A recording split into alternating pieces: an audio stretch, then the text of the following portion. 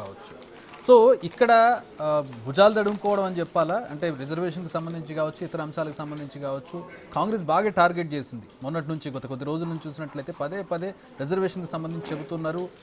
కొంచెం భయపడుతూ ఉన్నారు ఈ విషయంలో బీజేపీ నేతలు దీనికి సంబంధించి. షూర్, ఎందుకంటే కులగణన చేపట్టడం అంటే దాదాపుగా అంటే తెలంగాణలో కులాలు ఎన్ని ఉన్నాయి, వాళ్ళకి సంబంధించిన రిజర్వేషన్ అంశం ఏంటి, అందులో వాళ్ళ ఆస్పెక్ట్ ఏంటి, వాళ్ళు ఏం డిమాండ్ చేస్తున్నారు, వాళ్ళందరి ప్రజల నుంచి అభిప్రాయ సేకరణ తర్వాతనే ఒక రిజర్వేషన్ అనేది తెరపైకి వస్తుంది. అందులో ఖచ్చితంగా తెలంగాణ అసెంబ్లీలో చట్టం చేసిన తర్వాతనే ఇది కేంద్రానికి వెళ్తుంది, కేంద్రం ఆ బిల్ పాస్ చేస్తుంది. సో ఈ కులగణన చేపడితే తమకు సంబంధించిన అంశం ఎక్కడ పోతుందో, తమ పార్టీ ఆ ఉనికిలో ఉంటుందా లేదా అనేది ఒక భయం వాళ్ళకి ఏర్పడింది. సో ఈ భయం క్రమంలోనే ఇలాంటి అంశాలని తెరపైకి తీసుకొస్తుంటారు. ఈ క్రమంలోనే ఏదైతే హోంమంత్రి అమిత్ షా సెకండ్ మనకి ప్రస్తుతం ముప్పాళ్ళ సుబ్బారావు గారు బాండ్ కౌన్సిల్ మెంబర్ మనకి లైన్లో అందుబాటులో ఉన్నారు. సుబ్బారావు గారు నమస్కారం సార్. నమస్తే అండి. సుబ్బారావు గారు, ఇప్పుడు కేసు సంబంధించినటువంటి వివరాలు అంటే నోటీసులు ఇచ్చిన విషయం కావచ్చు, నోటీసులో ఉన్న సెక్షన్ల విషయం కావచ్చు, మీకు చూసే ఉండి ఉంటారు sir. As a bar council member, ఒక లీగల్ ఎక్స్పర్ట్గా మీరు ఏం చెప్తారు వీటి మీద? ఏం జరగబోతుంది? ఒకటండి, వాళ్ళు ఇచ్చినటువంటి సెక్షన్స్ లో forgery for purpose of harming reputation, ఈ ఫోర్జరీ చేయటం ద్వారా వాళ్ళ ఎదుటి వారి యొక్క రిప్యుటేషన్ కి ప్రమాదకరం దాపురించింది ఒక సెక్షన్ కింద పెట్టారు. దాంట్లో ఒక 3 సంవత్సరాలు జైలు శిక్ష, జరిమానా విధించవచ్చు. అలాగనే 466 ఐపీసీ కింద ఒకటి పెట్టారు. దాంట్లో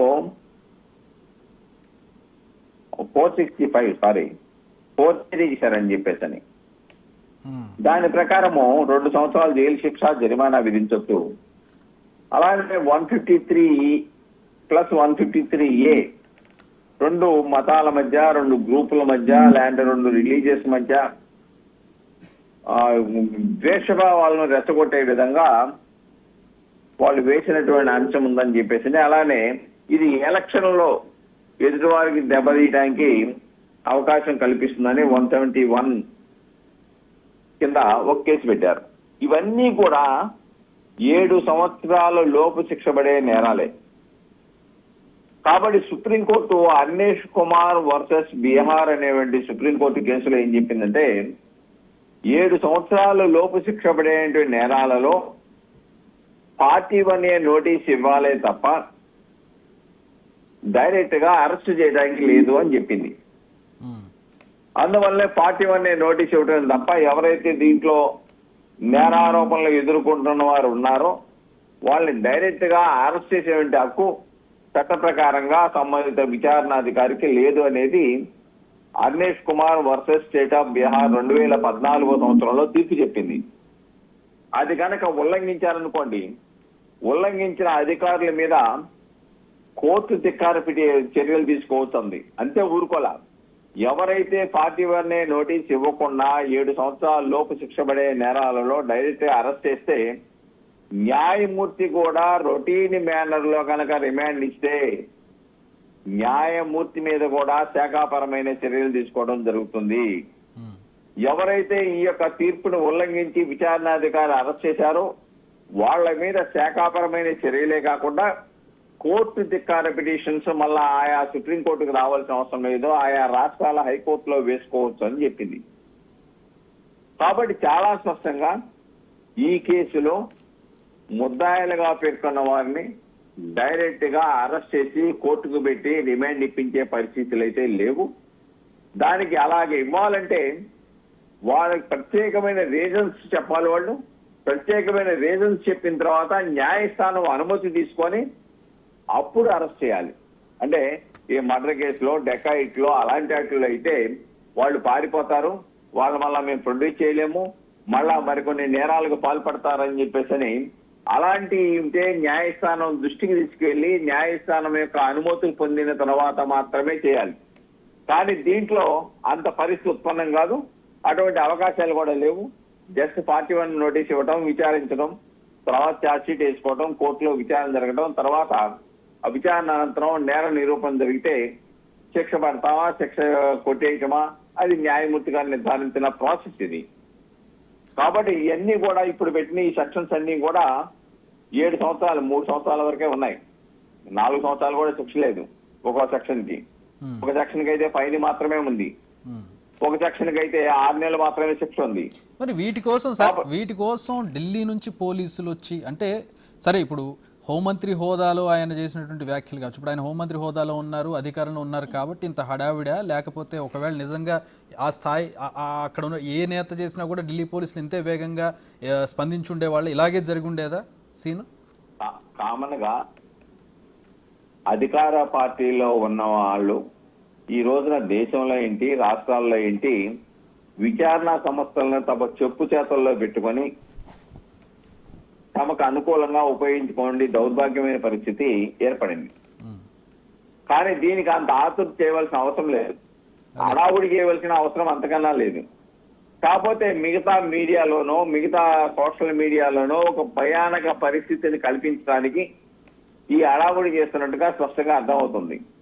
కానీ ఢిల్లీ నుంచి హడావుడిగా వచ్చేసి ఇంత గందరగోళం చేసి ఒక భయానక వాతావరణం సృష్టించవలసిన, గంటల పాటు గాంధీ భవన్ లో వెయిట్ చేసి నోటీసులు ఇచ్చి వెయిట్ చేసి ఇంత హడావుడి చేయవలసిన నెసిటీ లేదు, ఆ అవసరం కూడా లేదు.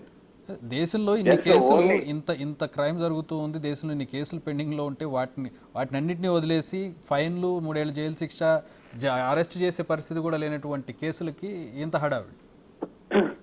కామన్ గా ఆ విధంగా విచారణ ఎన్నికల్లో కూడా విచారణ సంస్థలను ఉపయోగించడంలో కేంద్రంలో ఉన్నటువంటి పాలకులు చాలా క్రియాశీలకంగా వ్యవహరిస్తున్నారని చాలా సంఘటనలు మనం చూసాం. అలాంటి సంఘటనలోనే ఇది కూడా భాగమని చెప్పేసి మనం ఆలోచించాలి. సార్, యాజ్ ఎక్స్పర్ట్ మీరు అడుగుతూ ఉన్నాను, ఇక్కడ ఈసీ పాత్ర ఏంటి సార్? ఈసీ కంటే కూడా వేగంగా వీళ్ళు వచ్చేసారు, ఈసీ పాత్ర ఏంటి ఇందులో టెక్నికల్ గా ఇలాంటి సందర్భాల్లో? ఇది క్యాంపెయిన్ లో జరిగింది అంతా. ఈసీ పాత్ర దీంట్లో ఏముండదు. ఎప్పుడంటే ఈసీ కంట్రోల్లో అధికారులు ఉంటారు, కానీ అధికారులు ఎప్పుడైతే పక్షపాత వైఖరితో వ్యవహరిస్తారో అప్పుడు ఎన్నికల కమిషన్ జోక్యం చేసుకుంటది. లేదంటే మిగిలిన విషయాల్లోకి వచ్చేటప్పటికి ఏ సంస్థలు, రెవెన్యూ కానీ, పోలీసు కానీ, లేకపోతే ఇతర సంస్థలు ఏదున్నప్పుడు కూడాను వారి విధులు వాళ్ళు చట్టబద్ధ వాళ్ళ విధులకు లోబడి నిర్వహిస్తే ఎన్నికల కమిషన్ పాత్ర ఏమి ఉండదండి. కానీ అలా కాకుండా పక్షపాత ధోరణితో ఎన్నికల్లో ప్రతిపక్ష పార్టీల మీదో లేకుంటే ప్రత్యర్థుల మీదో ప్రతీకారం తీర్చుకోవాలని చెప్పేసి విధి నిర్వహణ పరిధులు దాటి వ్యవహరించినప్పుడు అప్పుడు డెఫినెట్ గా ఎన్నికల కమిషన్ ఫిర్యాదు ఇవ్వాలి. ఎన్నికల కమిషన్ అప్పుడు క్రియాశీలకంగా సంబంధిత విధి నిర్వహణ వాళ్ళ విధులను అధిగమించి పనిచేసినప్పుడు వాళ్ళ మీద చర్యలు తీసుకోవడానికి కావాల్సిన ఆదేశాలు ఇవ్వడానికి అయితే ఎన్నికల కమిషన్ కారణం ఉంది. ఇక్కడ ఎన్నికల కమిషన్ సంబంధించి సుమోటివ్ అనేది ఉంటుందా సార్? జనరల్ గా ఎన్నికల కమిషన్ అంత చొరబాటుతో వెళ్లే అవకాశం ఉండదు. ఎందుకంటే ఇక్కడ మీరు చెప్పిన ఈ సంఘటనలో అయితే అసలు వెళ్ళడానికి అవకాశం ఉండదు. ఎందుకంటే ఎన్నికల కమిషన్ అనేది దాదాపుగా కేంద్ర ప్రభుత్వం కనుసూలుపుల్లో పనిచేస్తుంది అనే ఒక అభిప్రాయం అయితే దేశంలో ప్రజలందరికీ ఉంది. మన చేసిన వ్యాఖ్యలకి నిజంగా చిత్తశుద్ధితో నిష్పక్షపాతంగా కనుక ఎన్నికల కమిషన్ పనిచేసి ఉంటే డెఫినెట్ గా నోటీసులు ఇచ్చి ఉండాలి. కానీ ఆ విధంగా నోటీసులు ఇవ్వకుండా నాకు తెలిసినంత వరకు పార్టీ అధ్యక్షులకు పంపినట్టున్నారు. పార్టీ అధ్యక్షులకు పంపారు. కానీ ఎవరైతే చేశారో వాళ్ళకి నోటీసులు ఇవ్వాలి, వాళ్ళు రెస్పాన్సిబుల్. ఎన్నికల కోడ్ ఆఫ్ కాండక్ట్ ను వైలేట్ చేసినప్పుడు ఎవరైతే కోడ్ ఆఫ్ కాండక్ట్ ను వైలేట్ చేశారో వాళ్ళకి నోటీసులు ఇచ్చి ఎక్స్ప్లెనేషన్ కాల్ఫర్ చేయాలి. ఆ ఎక్స్ప్లెనేషన్ సాటిస్ఫై అవ్వకపోతే ఎన్నికల కమిషన్ యొక్క నిబంధనల ప్రకారం వాళ్ళ మీద చర్యలు తీసుకోవాలి. కానీ ఆ సాహసం ఎన్నికల కమిషన్ చేయలేకపోయినట్టుగా స్పష్టంగా మనకు కనబడతా ఉంది. Okay, right sir. So bottom line is ఇవి అంతగా హడావిడి చేయాల్సినటువంటి సెక్షన్లు కాదు, వాటి గురించి పోలీసులు హడావిడి చేస్తూ వచ్చేసి నోటీసులు ఇవ్వాల్సినటువంటి అంశాలు కూడా కాదు ఇవి. బాటమ్ లైన్ మామూలుగా అసలు ఒక 2 కానిస్టేబుల్ వచ్చేసి నోటీసులు ఇచ్చేసి సంతకం పెట్టుకొని వెళ్ళిపోయే పరిస్థితి కేసు అది. అది కూడా తీరుబడిగా రావచ్చు. అంతగా ఆతృతగా ఇవన్నీ అరెస్ట్ చేసే కేసు కాదు కదా. నెమ్మదిగా నోటీసులు ఇవ్వచ్చు, నోటీసులు ఇచ్చి వెళ్ళిపోవచ్చు. 41A నోటీస్ ఇచ్చేసి సిఆర్పిసి ప్రకారము.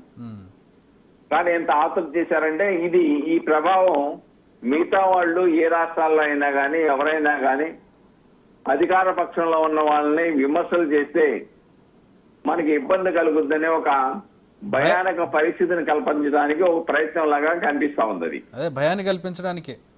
అవునండి. Right sir, thanks.